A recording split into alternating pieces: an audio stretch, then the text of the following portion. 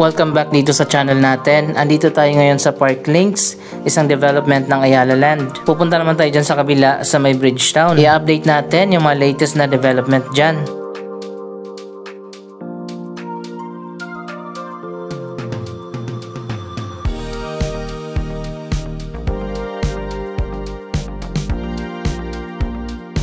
Dito muna tayo sa Bridgetown West.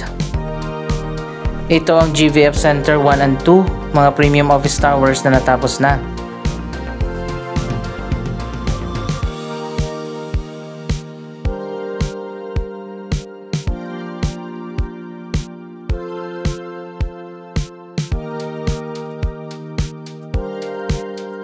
Napakaganda talaga, ang pinaka-luxurious na mall dito sa Quezon City. Yan ang Opus Mall.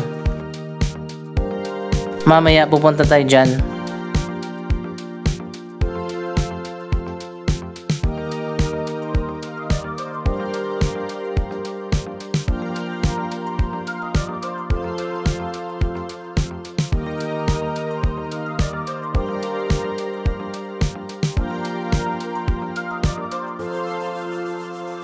May mga tenant na pala dito sa GVF Center, usually mga BPO.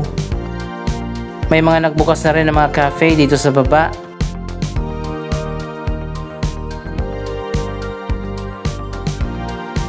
Ito ang iconic bridge dito sa Bridgetown at may isa pang bagong pedestrian bridge na itatayo dito.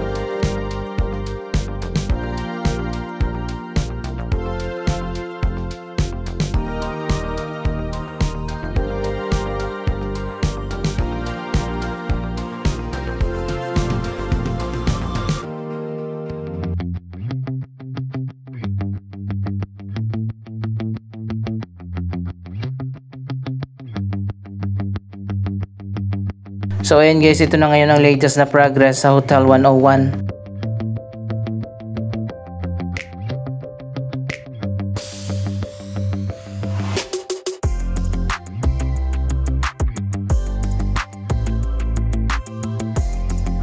Isa pang mega project dito ang Haraya Residences.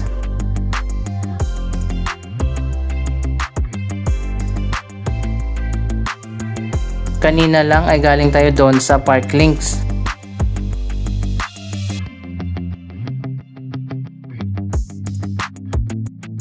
Ang pinakabagong landmark at tourist attraction dito sa Bridgetown ang The Victor Statue.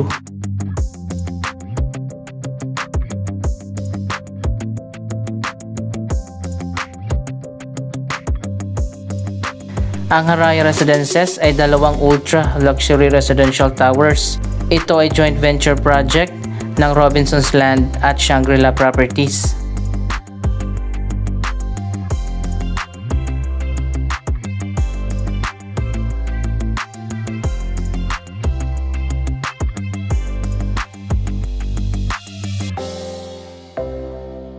Napakaganda at napaka-unique din ang design ng dalawang building ng Haraya Residences.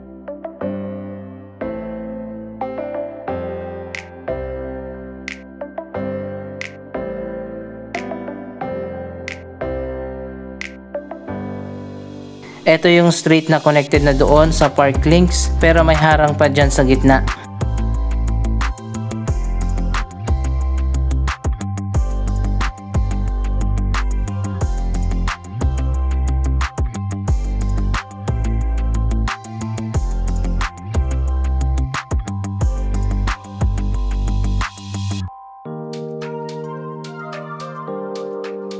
Sa likod ng The Victor Statue, i-connect yung bagong pedestrian bridge crossing Marikina River papunta dun sa kabila sa Opus Mall.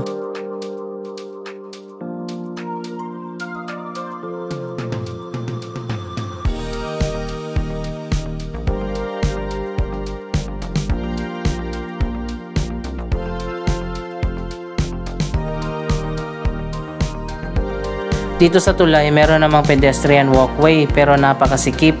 Ayan, makikita nyo naman, may mga puno pa na nakatanim. Yun pala, magtatayo pala sila ng separate na pedestrian bridge.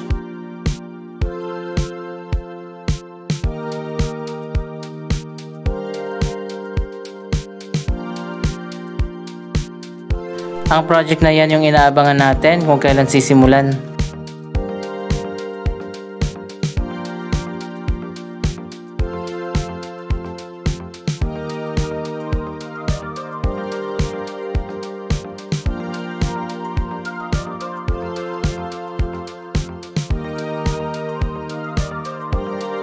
Mula dito sa likod, tatawid ng river papunta dito sa Philly Hotel at Opus Mall.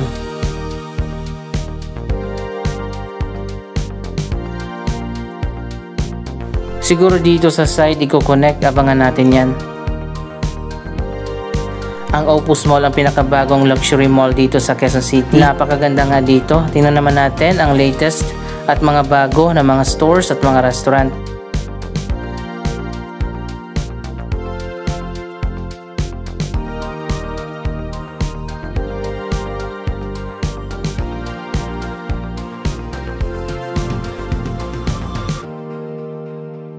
Andito sa ground floor ang supermarket.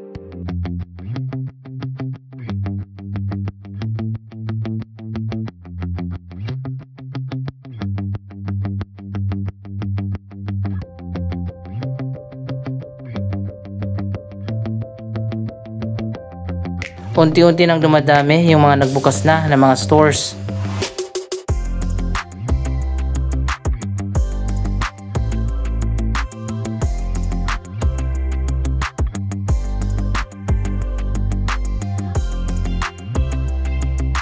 Napakaganda talaga ng atrium dito sa Opus Mall. Ang spasyo ang upgraded department store ng Robinsons. Bukas na rin ang Robinsons Appliance Center. Dito naman tayo sa napakaganda at world class na food court. Wow, marami na pala mga food outlets.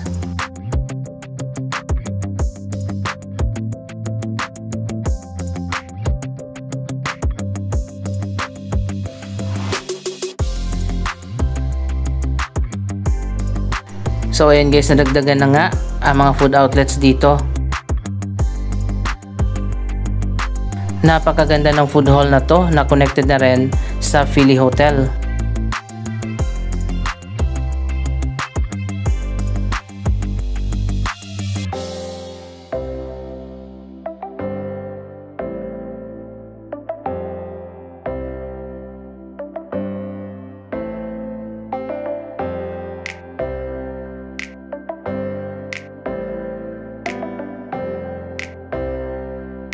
Mas marami na ngayon ang food choices dito.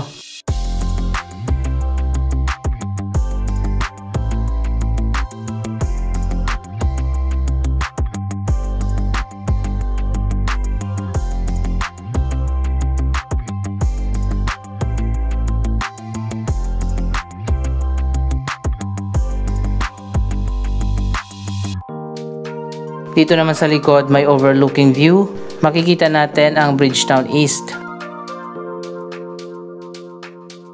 Mas malawak yung Bridgetowne East kumpara dito sa kabila sa West. Dito itatayo yung bagong pedestrian walkway.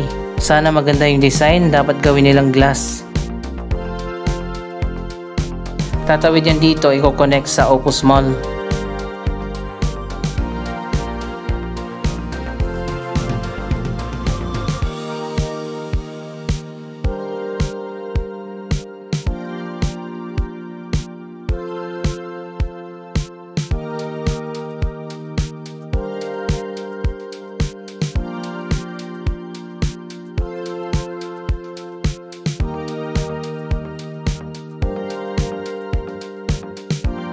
Ito talaga ang world class na food hall.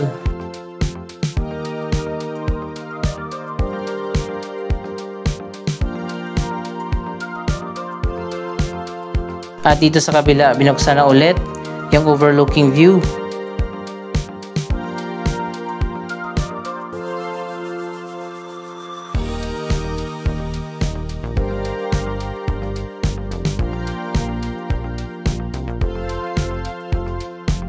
Yung last update natin, kung napanood nyo, pumunta tayo dyan sa may Rosario, Pasig. Malapit lang yan dito sa Bridgetowne.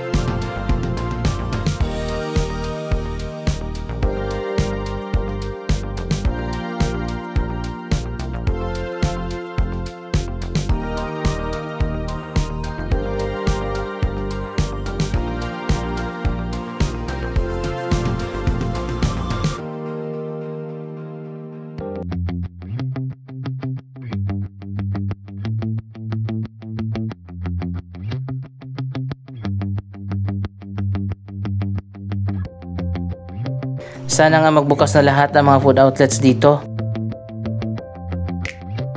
Pagbaba mo dito, diretso na yan papunta sa Philly Hotel. Sa year 2026 pa ang opening ng hotel.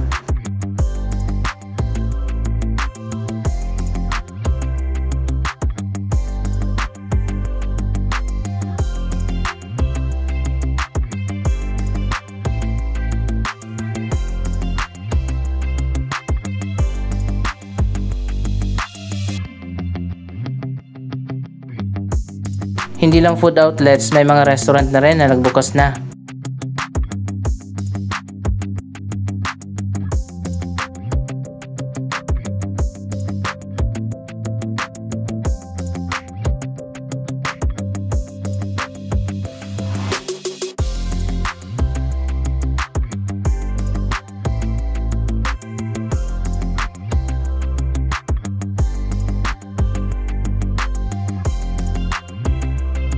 Andito rin sa 4th floor ang Central Plaza.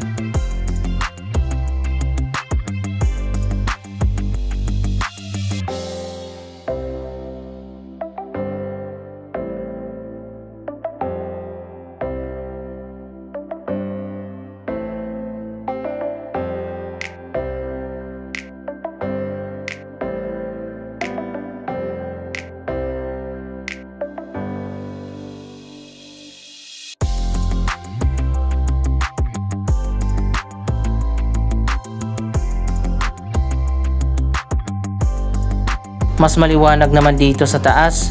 Papunta tayo sa Sky Garden.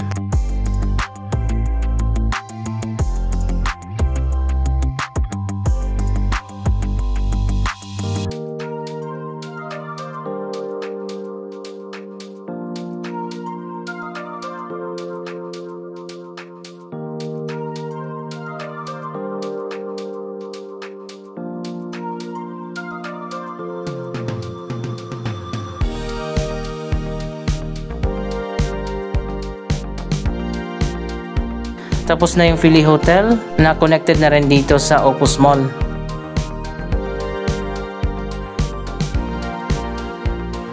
Andito rin sa rooftop ang church. Air conditioned din ang church dito.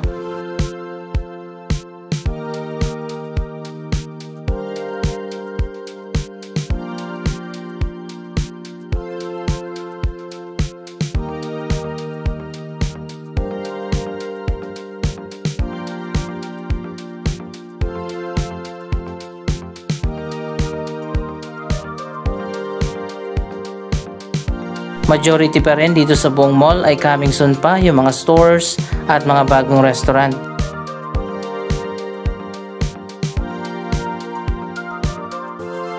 May indoor theme park na rin pala dito.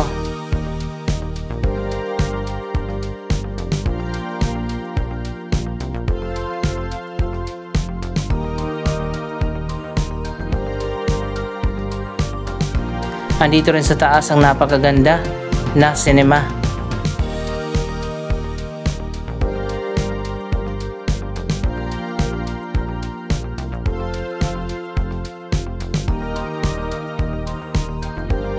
Napakaganda talaga ng atrium dito, napaka world class.